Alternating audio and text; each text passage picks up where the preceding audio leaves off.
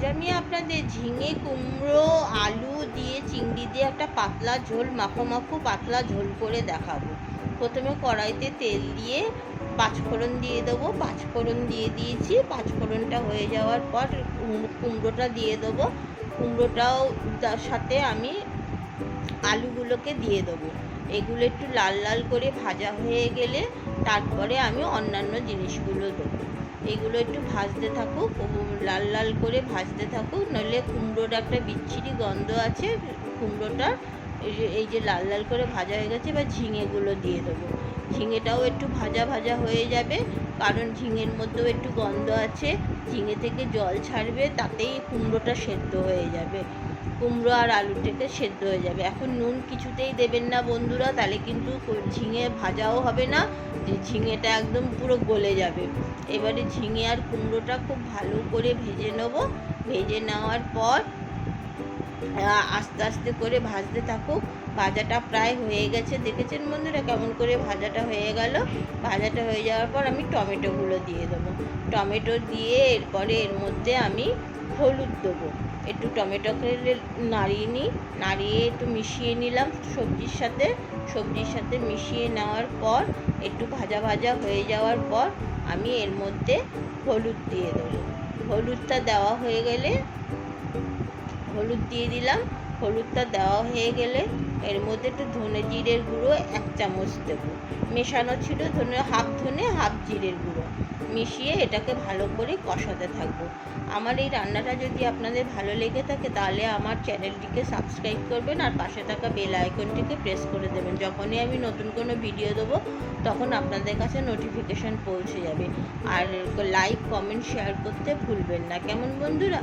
মশলাটাকে দিয়ে ভালো করে কষিয়ে নিচ্ছি। কষিয়ে নিয়ে এরকম করে কষিয়ে নেব। কষিয়ে নিয়ে একটুখানি রেখে দেবো। রেখে দিয়ে তারপরে আমি এর মধ্যে জল ঢেলে দেবো।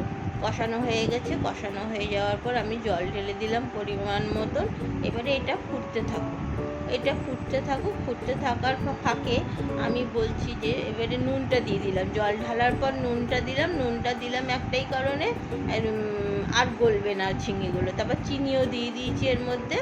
ঝোলটা ফুটতে থাকার ফাঁকে আমি অন্য আর একটা কড়াইয়ের মধ্যে চিংড়িটা ভেজে নেব। চিংড়িটা ভেজে নেওয়ার জন্য আমি এটাকে অন্য একটা জায়গায় ট্রান্সফার করে দিলাম। আর একটা কড়াই নিয়ে তার মধ্যে তেল দিয়ে আমি চিংড়িটাকে ভেজে নেব। চিংড়িটাকে ভেজে নেওয়ার পর চিংড়িটাতে নুন হলুদ মাখানো আছে। নুন হলুদ মাখানো অবস্থায় চিংড়িটাকে অল্প মানে খুব কড়া করে ভাজলে কিন্তু টেস্ট লাগবে না, একটু অল্প করে ভাজবেন, মানে তাহলে চিংড়ির গন্ধটা খুব ভালো পাওয়া যাবে। চিংড়িটাকে ভেজে নেওয়ার পর এইটাকে একটুখানি লাল লাল, খুব লাল না, এটা হালকা লাল করে ভেজে নেওয়া হলো। চিংড়িটাকে ভাজা হয়ে যাচ্ছে, এই যে দেখুন ভাজা হয়ে যাওয়ার পর এবারে ওই যে কড়াতে যে তরকারিটা ফুটছিল, ঝিঙে আলু কুমড়োর যে ঝোলটা ফুটছিল সেটা ঢেলে দেবো। ঢেলে দিয়ে এটাকে এবারে একটুখানি চিংড়ির সাথে ফুটতে দেবো। চিংড়ি তো সেদ্ধ হতে সময় লাগে না, চিংড়ি তো এমনিতেই কানের ভাপে সেদ্ধ হয়ে যায়।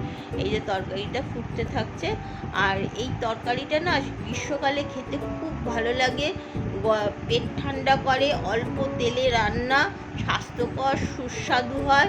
একটু গন্ধরাজ লেবু দিয়ে আর গরম ভাতের সাথে মেখে খাবেন, খুব সুন্দর লাগে খেতে, আর পেট ঠান্ডাও করে। আমার তরকারিটা হয়ে গেছে, গ্যাসটা নিভিয়ে দিয়ে একটু মজতে দিয়েছি।